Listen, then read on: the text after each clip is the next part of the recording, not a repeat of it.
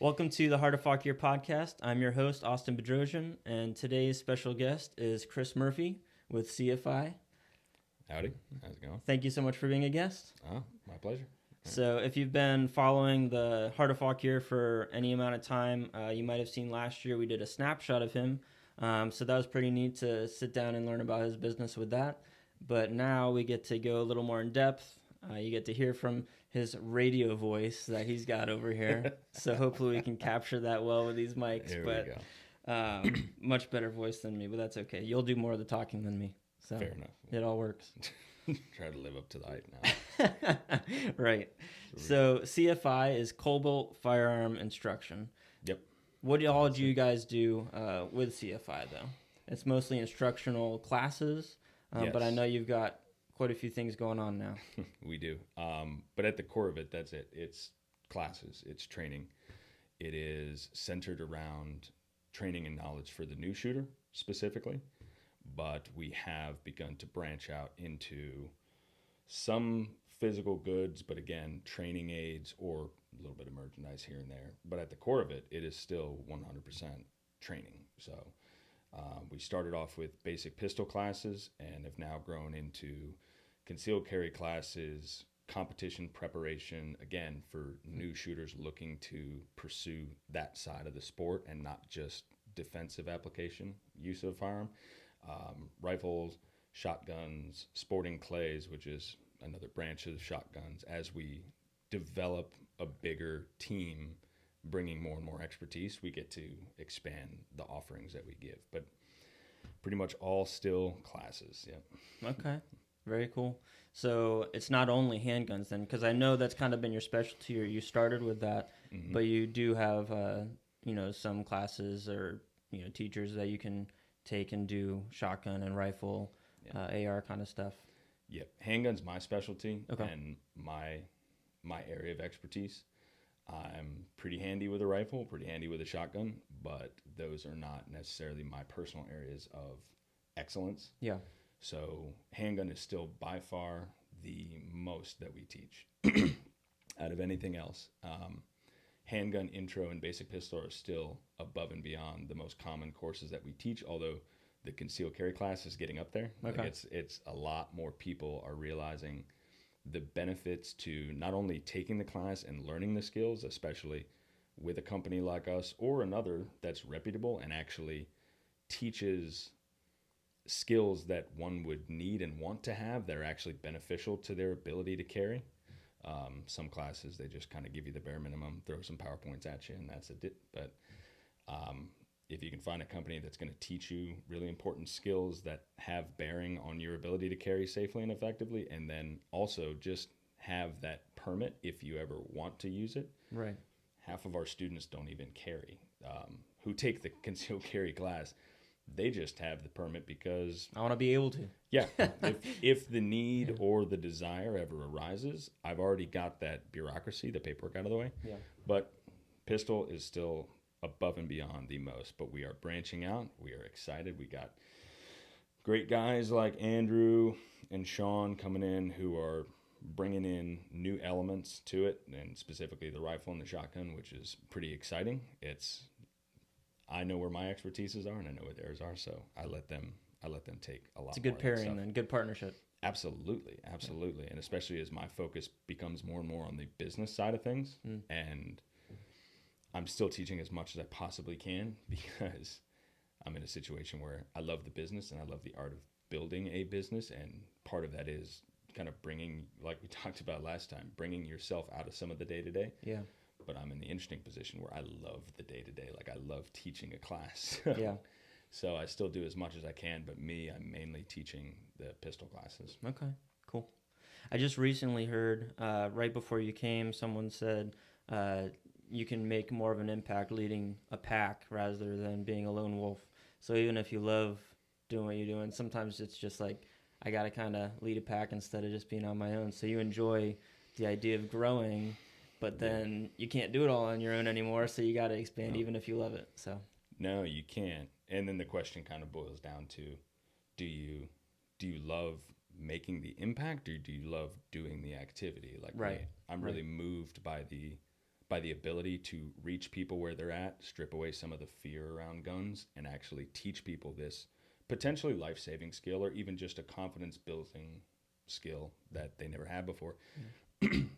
I can make far more of an impact by growing a team, building a team of professionals, but relatable everyday citizens who have these skills that they can give to other people than I could by doing it all myself. So if that means I don't get a chance to teach as many individual classes myself, which I love to do, but I know on the flip side of that, that I'm able to impact more and more people with this knowledge and this training, then it's a good payoff. Yeah, absolutely. So I'll make the trade as long as I still get to teach some, because I can't. I don't Can't back out completely. I don't Otherwise, you wouldn't enjoy it. No, I don't ever see myself doing 100% behind the desk stuff. I've got to be out there and teaching classes. There's nothing like the look on somebody's face who's never even considered themselves a gun person. Like maybe they got dragged to the class, or God forbid somebody's in a bad situation where it's recommended to them that they pursue this, and they come in with fear and anxiety around it, and then they see, holy cow, like I can do this. And flip side, it's also pretty fun. Like for a lot of people, they go, I get why people kind of like doing this, and I can. So I don't think I'd ever fully trade the ability to be on the ground where that happens. But yeah.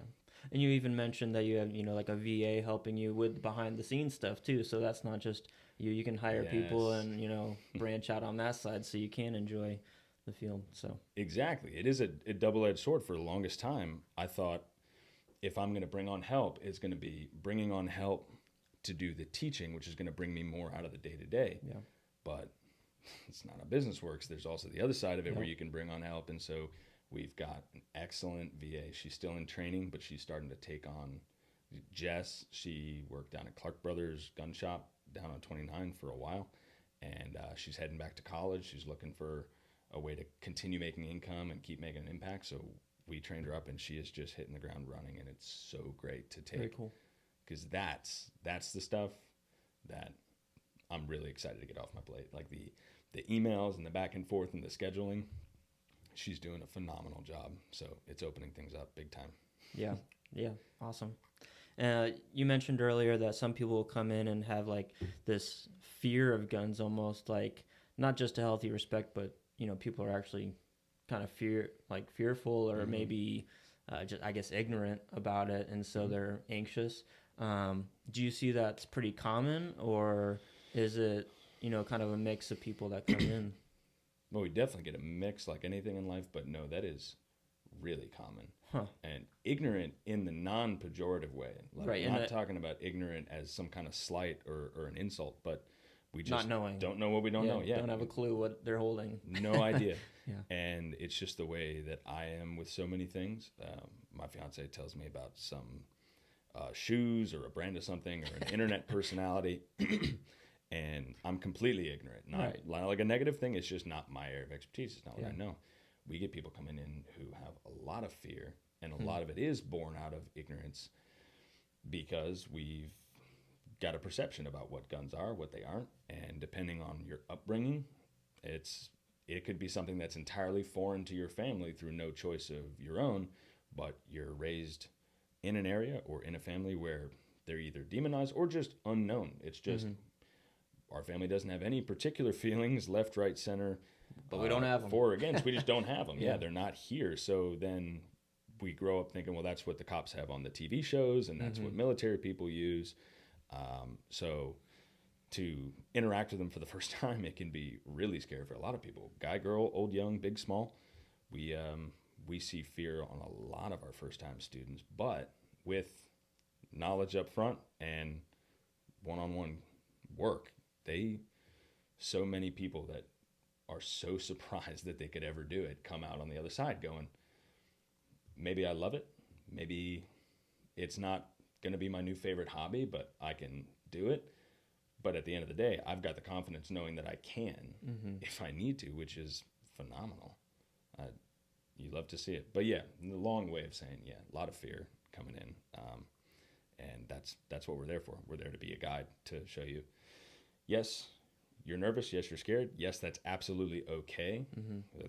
That you don't really get a lot of that. You get, why are you scared? It's ridiculous. It's just a tool. It's just a this. It does this. It does that. So go ahead and do it. And it's like, no, That doesn't help. it's cool that you're nervous. Yeah, that's okay. There's an explosion happening here, and it's something that's completely foreign to you. So here's what it's doing. Here's why it's doing it. Here's what you can do to control it. Now, let's go give it a try, and bang, there you go. Yeah, yeah. Just like, driving a car is scary, and it, could be dangerous if you don't know what you're doing, or, working with large animals, like all these things. It's just, something different about, I guess, firearms that, throws people off. But is it mostly that you just kind of educate them and then, let them hold on to it and make some shots and they're starting to calm down right away and understand it? Or do you go about it a specific way when people have that anxiety? We do have a specific program. I don't want to sound like the midnight infomercial guy, like our proprietary program. But we over time, it was the way that I learned, and it was the way that I started teaching before I even made a business out of it. The learning was always hands-on. I have never found success in any endeavor where I'm new and I'm kind of nervous about something, or with any of my students. I've never personally found success in this sort of blocked off way of, let's work all on the theoretical over here. Like, let's sit in a classroom for a couple hours and look at PowerPoints, and then let's make a hard cut and let's go out to the place where we're going to do the thing and let's try to do the thing. And that's partially my way of learning and partially the field we're in, right? If I'm teaching somebody how to code on a computer, or if I'm teaching somebody how to sing a song or play an instrument, the environment that they're going to execute that skill that they're learning is pretty similar to whatever environment I'm going to take them in and kind of theoretically teach them about beforehand, right? You've got a classroom, you've got, another classroom where you do your musical instrument. You got a classroom, you got an office where you do the computer.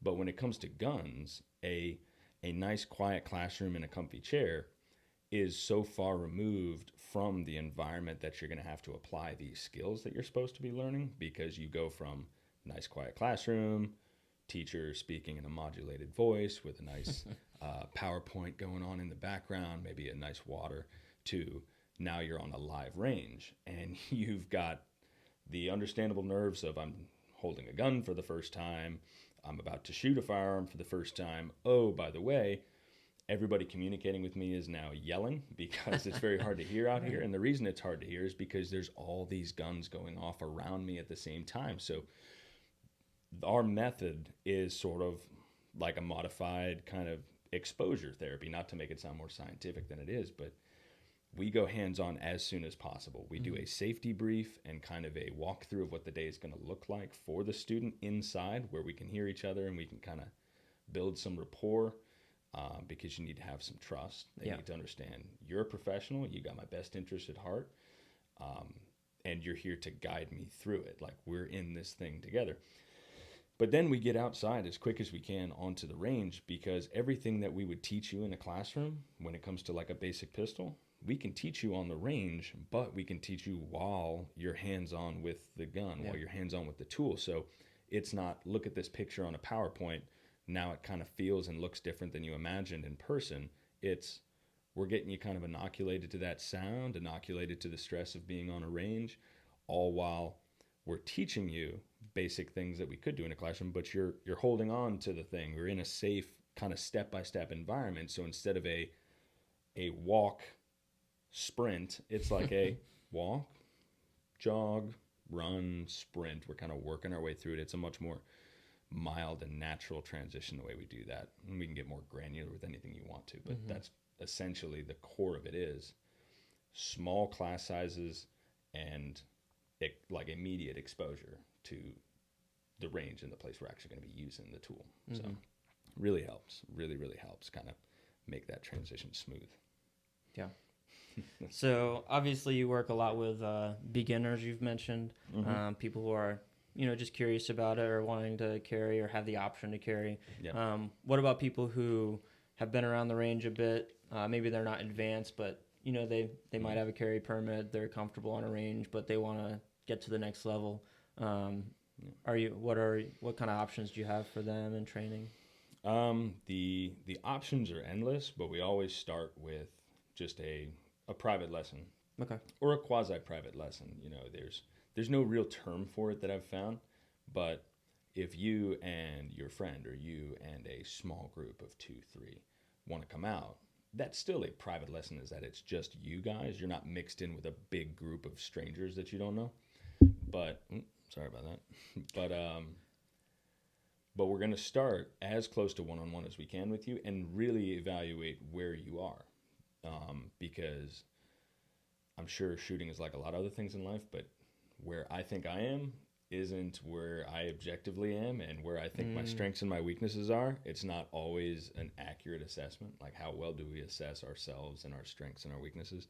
So we will set up a time to just meet and evaluate. So it's a private lesson, just like anybody can come off and get, and we've got a pretty set structure of what we'll put a shooter through so that we get an understanding of where are they, because we have a lot of advanced students, both that have come to us advanced and want to hone particular skills, or who started with us brand spanking new, but they fell in love with it and they've taken their training with us to a level where they are now very much in that category of an advanced shooter.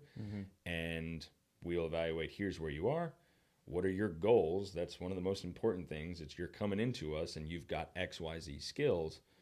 What are your goals? Are you trying to become a more proficient defensive shooter? Like, is your application personal protection of yourself and your family?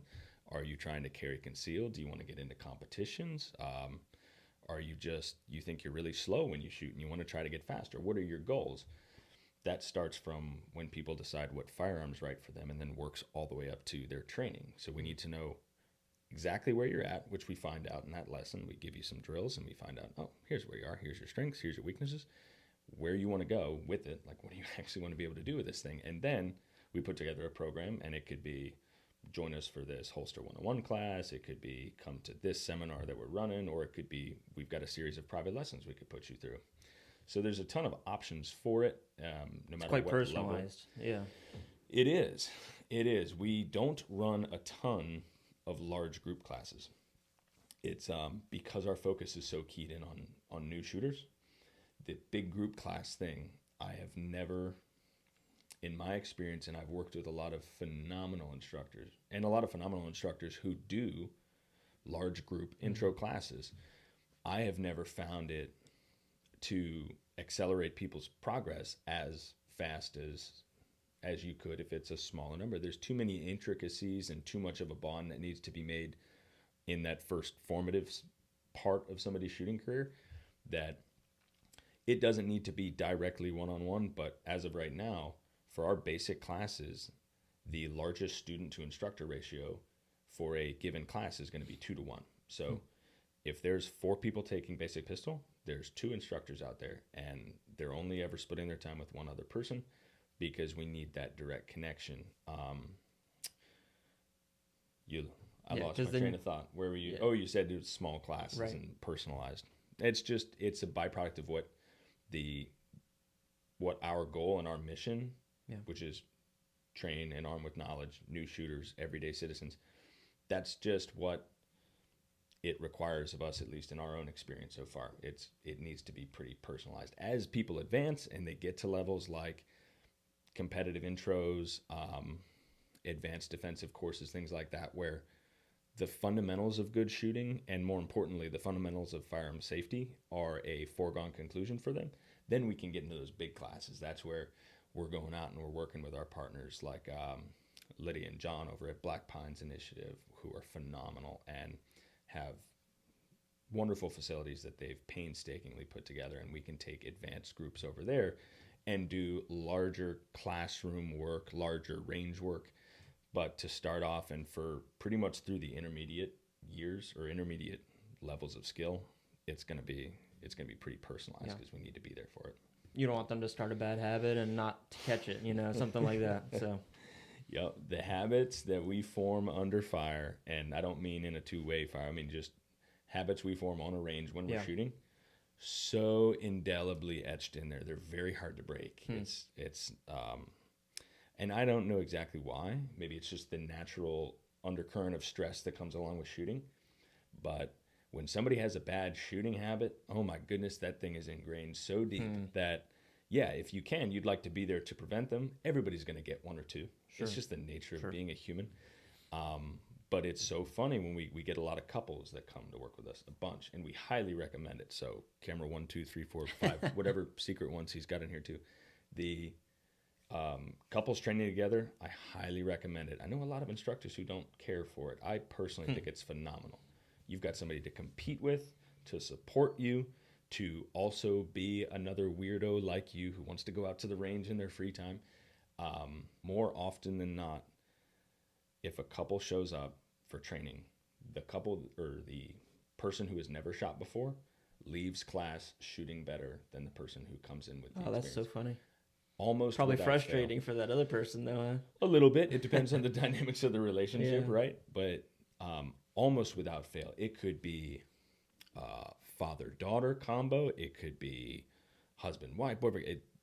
If there's somebody in a couple who has shot before, and there's another person in that couple, and they both come in, provided one of them doesn't have any truly outstanding fear responses or anything that really inhibits their shooting, if they both have a baseline of comfort, almost without fail, the person who's never shot before will leave performing better than the person who has. Unless, of course, there's a massive disparity. Unless they're an advanced shooter. Exactly, yeah. I've shot before, and I was 20 years law enforcement, 20 years, federal government contractor, professional competitive shooter. Yeah, sure. But all other things being equal, those bad habits, they stick. And you can give the exact same instruction to two people. The one who doesn't have any of them will likely leave, even with way less experience, the better shooter. In that instance, it's fascinating to see. Which is cool, too, for people that, are maybe interested but haven't done it much. Like, it's not like you're going to be way behind. You just get started with the right training and, have an open mind and practice, and you can do really well quite quickly. With consistency, it's incredible to me what somebody can do. It doesn't take a lifetime of having done it. Half the times that lifetime of having done it doesn't actually yield the kind of results that we want it to, because an old Army Ranger friend of mine, he'll always say, practice doesn't make perfect, practice makes permanent. Perfect practice makes perfect. So we could have a lifetime of practicing something, but if I'm practicing it wrong, like I'm nobody's best dancer at any wedding or anything like that. I've been dancing a lot my whole dang life. Doesn't mean I'm good at it. Just means that I've danced a lot pretty poorly. With consistency, you can really move mountains in such a short amount of time with just basic fundamental practice. It's so awesome to see. Yeah. Just getting out there and doing it. Yeah. And you mentioned one place that you have some training at for more advanced people, but a lot of your training is down at Clark Brothers. Is that right? Yes. And honestly, not even on purpose, but I am representing with the shirt today for Clark Brothers. Yes, that is where we built our original training site, was down there at Clark Brothers. Yeah. The family, the team over there, unbelievable. When I first started pursuing this, I started working just as a regular old range officer down there, just watching the range, keeping people safe, don't do unsafe stuff with guns. Here, the range is hot, the range is cold.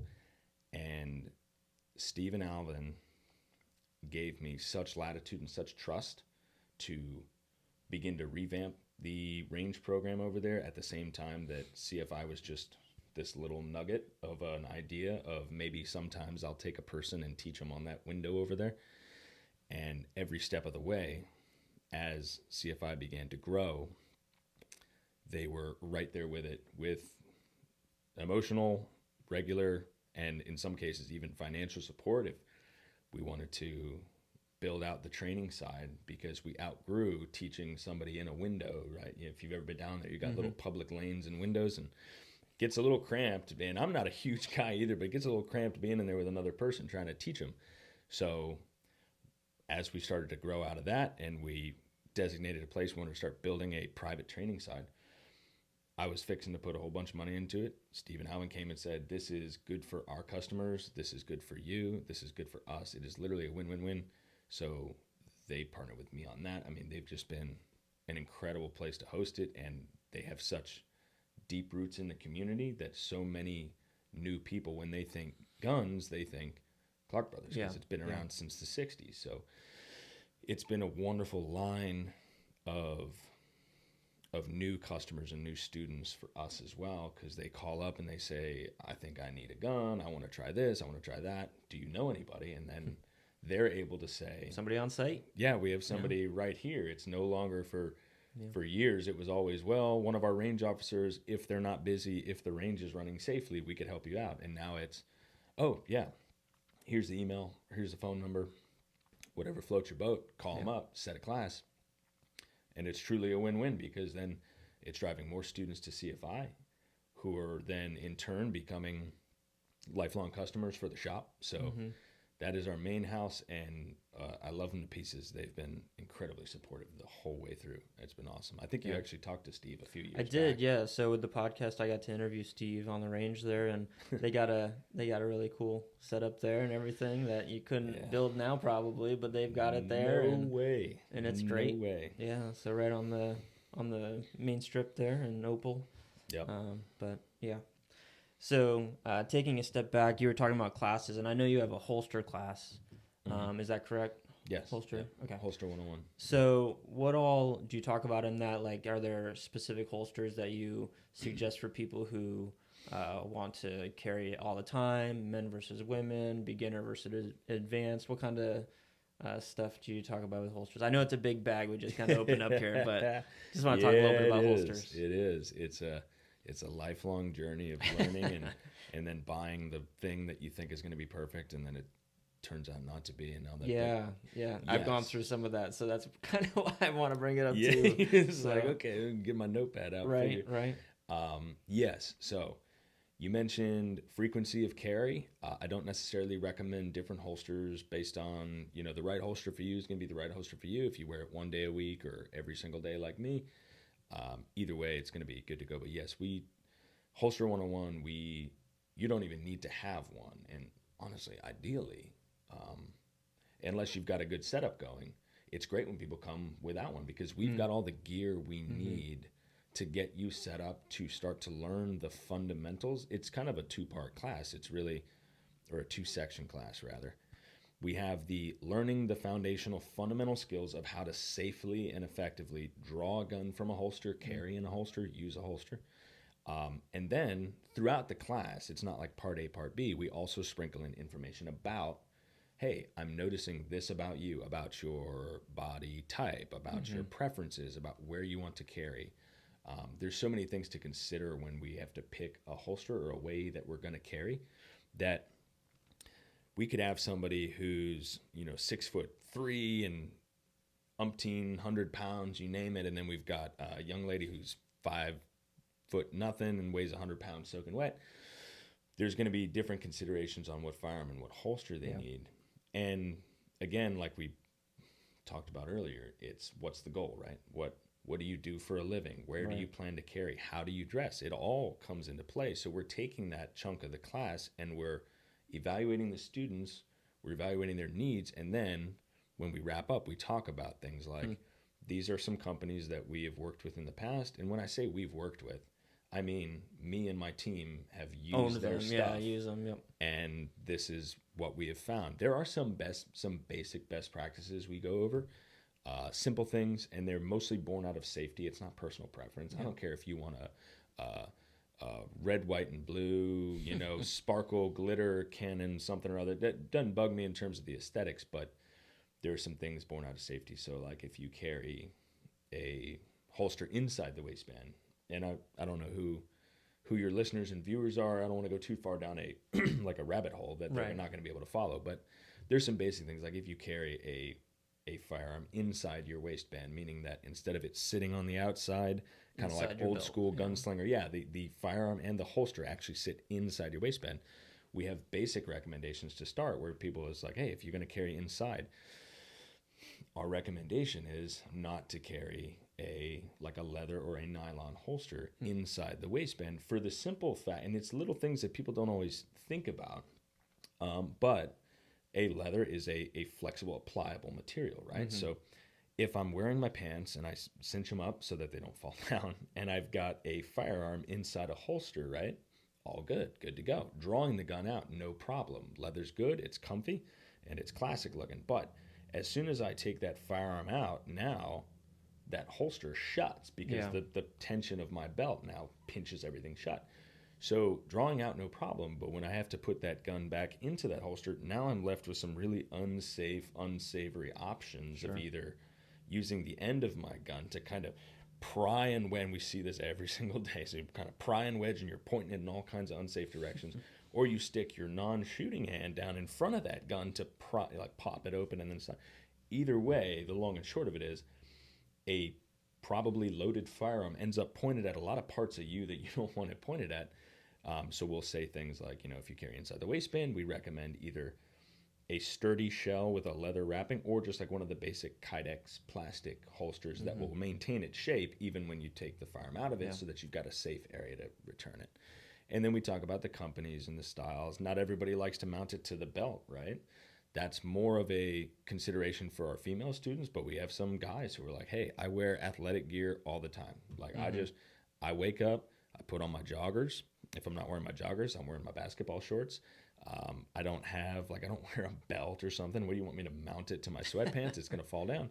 So then we start talking about there's a whole industry that's built up around all this gear, all this almost stuff. like a wrap thing I've seen before. Yeah. There's some of those are absolutely no-go. We don't recommend them. Some of them are awesome. It just depends on small little features. And so we'll talk to the students and we don't just tell them, get this. I can't stand that. You go to classes and it's like, your gear stinks. This is what you need. And if you don't have this, then don't even bother and get out of my class and pay me double just for the inconvenience of talking to someone as dumb as you. That's not what we're about. It's not. Just educate them and give them good options. Yeah. And here's the why, right? Here's why we say this might not be the best option. But the long and short of it is we've yet to find somebody, knock on wood, I guess, but we've yet to find somebody who we can't find a solution for. And a lot of times it's not exactly what they thought. They think, I could never wear a belt-mounted holster because I'm fill in the blank, too skinny, too heavy, too tall, too short.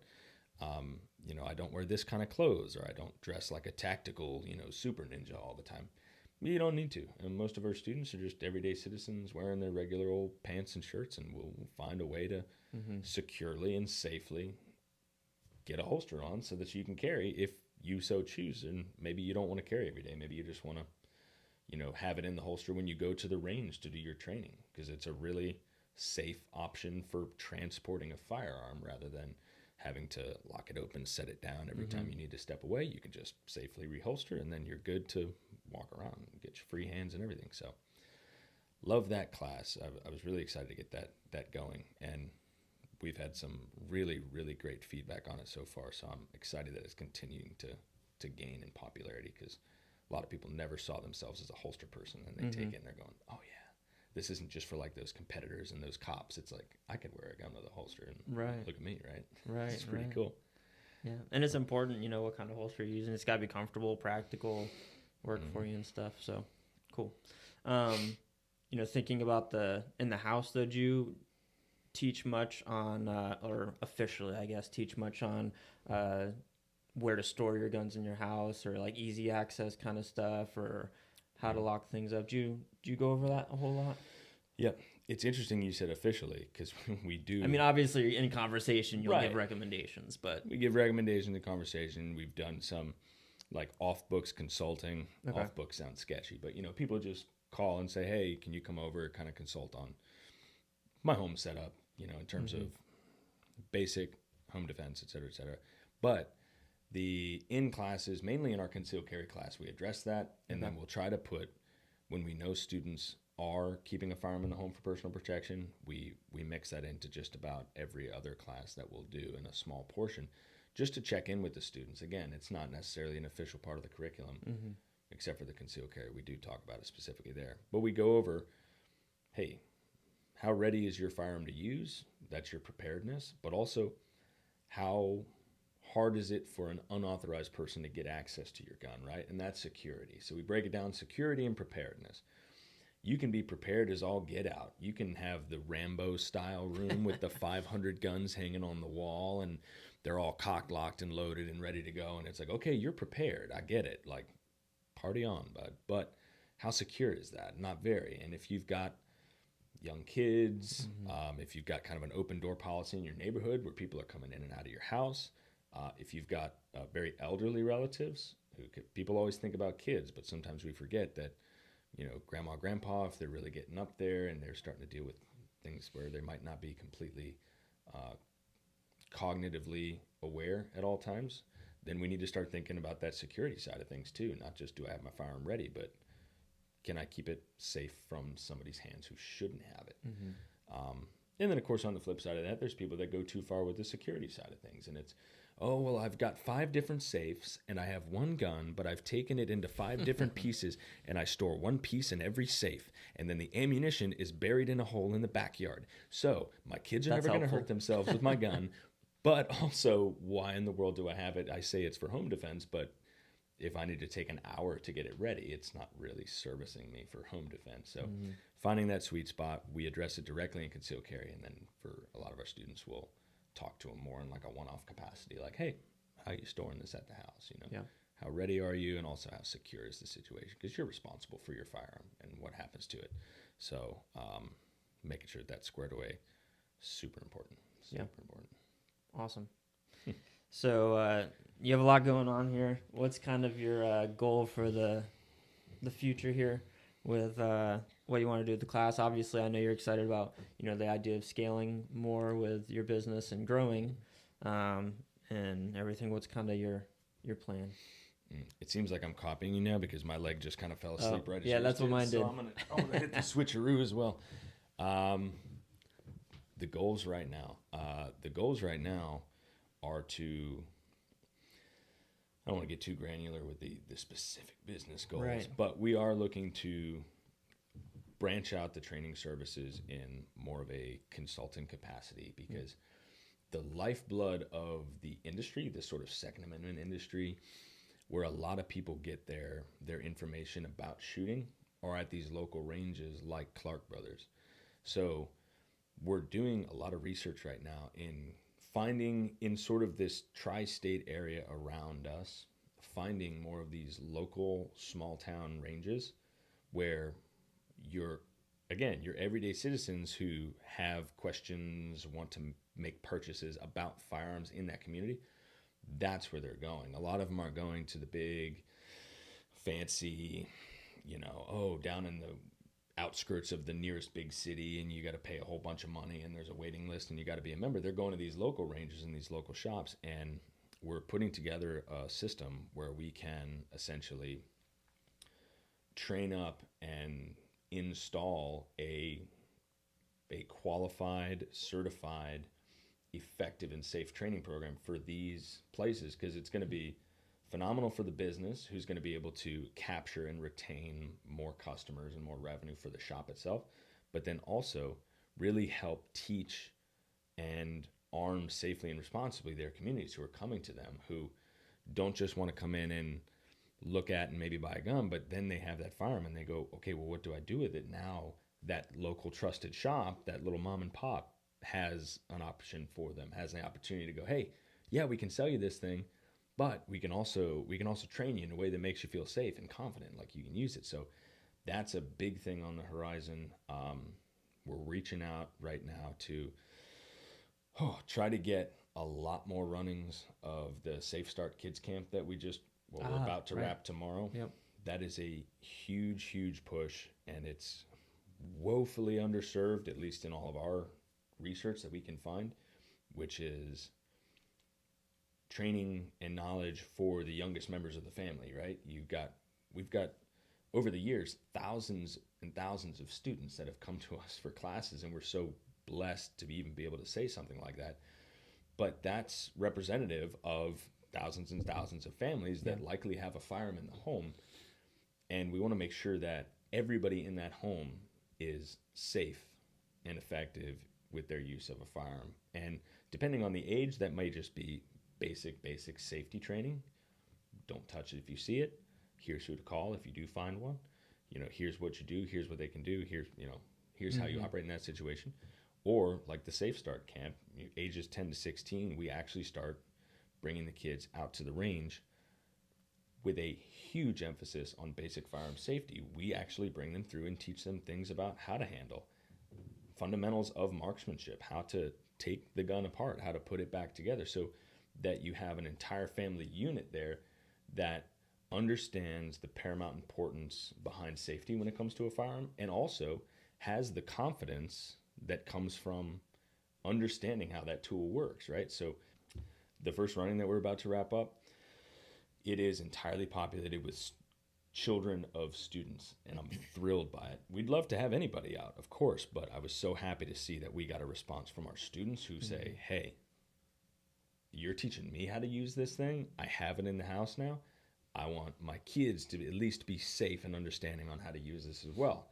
And that is a huge push that we're going to have, especially now as we're bringing more people on board to help with the workflow, is how can we get more of these? Because the response was incredible, but we just didn't have the space. And we wanted to make sure that we kept it small for the first one so that we could focus on every little detail and get it perfect. Then from there, we have the option to grow it out. So those two things right there are some of the biggest ones on the horizon for us right now. Which is great. And with the kids program or camp, do you have another one kind of planned, scheduled out? Do you think you'll do it a certain amount of times a year, or just as you get the interest? Or the one thing I've found, and I don't know what it is, but it's sort of like a Field of Dreams situation. Like you build, we spent a couple years when I first started. I spent a couple years only ever running stuff when I had built up the interest. Yeah. But you're kind of playing this weird game of circular catch up there, and it doesn't work from a business standpoint. It doesn't work from our students who aren't getting what they need. So it's definitely kind of a build it and they'll come, where we are going to set the dates and then do what we need to do to fill those dates. For the rest of this year, it is undecided whether or not we're going to do another running, because we're so late in the season already when this finally came to fruition and we could make it happen. But absolutely, we're doing at least 3 runnings. So they're a week camp. So 2.5 to 3 hours a day, 5 days for the week. We're definitely doing at least 3 next summer, and we're going to start releasing the dates the first of the year. One of our awesome parents this time, Melissa, I won't say their last name if they're private like me, but has been a godsend in kind of walking us through. It's like, hey, you guys know this gun stuff. Great. Guess what you don't know about? Advertising kids camps. So we were way behind the 8 ball. We made so many mistakes and errors and things, oversights that could have done. You know, we were blessed in that we still got the thing filled up properly, and we had the people who wanted it. But we're going to be doing it a lot better in 2024, at least in terms of the prep and getting it out there. You have to do your version 1.0 to start, right? Heck yeah. Now you got time to plan for next year and make 100%. It even better. That's one thing I've learned, is getting that version 1.0 out there, provided you're doing it ethically, morally, and safely. As quick as you flipping can, get that version 1.0 out there, because it's not going to be perfect. And the only way it gets to be even something that is close to approximating perfect is if you get the bad ones out, and there's going to be a couple different variations where it's like, not perfect, not perfect, not perfect. I can't believe I did that. What was that about? There we go. Now we're getting something together. Yeah. So as fast as you can, it's really important, especially with something as important as this and teaching kids safety. It's kind of like when I started CFI, you know, I look around and I see some options out there, but nothing. When I was starting CFI, I didn't see any options that I would want for my family members starting to train. And then now that we're talking about the kids, I'm looking around going, well, if I had a kid, there's some options out there, but nothing's exactly what I'd want them. I want to give them that confidence. I want to focus on the safety, but again, with that practical use. I don't want them to go and sit in a classroom for 5 hours and just read it in a book and look at it on a screen. I want them out there touching it, feeling it, understanding it, you know, getting used to the environment around it, so that we can break down some of that wall of kind of misunderstanding, ignorance, or fear that comes with it. Because once it's become normalized, it's so much easier to build the skill and deal with it as it is, especially for kids, because they're so adaptable at that age. You tell them, this is a thing, you need to respect it, you need to make sure that you're always safe with it, but you don't necessarily need to fear it, and here's why, and here's how you can stay in control. But yeah, we're really, really happy about that. Yeah, I think that's a really cool program. I get excited, so I ramble. So you got to rein me in. You got to like No, you're good. We got to have a little hand signal here, so you can be like, chill, bud. You're on like a 5-minute tear. Take it easy. No, it's a good thing, especially that you're doing with those kids. So, Yep. but we will kind of bring it to a close here. Awesome. Thinking back now, you can basically work with anyone that's never even seen a gun or can't spell gun, all the way to people who want to tweak what they're doing, and even looking at competition kind of stuff or professional ish kind of stuff. Yep. And you can help anyone in between. You can go through holsters. You can do concealed carry classes so that people can get their permit at the courthouse. Yeah. And hardest thing you're gonna have to do in Fauquier is just find a place to park your car around the courthouse here on Main Street. But get your training and head over. Yep. So, and then now you have the kids stuff, room to grow, and a lot of cool plans. So yeah, absolutely. How can people get in touch with you? Let's see. So you can reach out to Clark Brothers. They've got all of our information. All the staff over there is incredible and works with us day in and day out. Comes, trains with us, understands the classes, understands what you need, and they'll put you right in touch. You can go to learnwithcfi.com. I literally bought that domain just because it's easier to say than Cobalt Firearm Instruction.com, and it fits on a business card way easier. So learnwithcfi.com.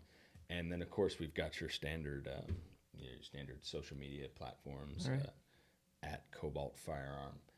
We have a Facebook. I can't claim that it's monitored perfectly, so I apologize to anybody who gets a little bit of a lag. We respond within 24 hours to everything. The Facebook, I still quite don't understand it. I've been told that I'm an 80-year-old man trapped in a 30-year-old's body sometimes, but I can't wrap my head around the Facebook and all the different widgets. So and then they change them all the time. So. And then now new menus or new things. So I'm trying to keep up with that. But the Instagram, email, phone, we've got places on the website where you could just reach out, fill out a contact form, no problem. Those are all monitored by, again, Jess, our awesome new VA, and we'll get back to you in 24 hours and set up anything you need. So those are the main ways to do it. Awesome. All right. Thank you so much for what you're doing with the business. Great, Thank you. Getting to visit with me, and hopefully some people will reach out to you that have been, wanting to ask the questions or get the training and just haven't made that step. So absolutely. Thank you for doing this, man. Thank you so much. You bet. See you guys next time. See you guys.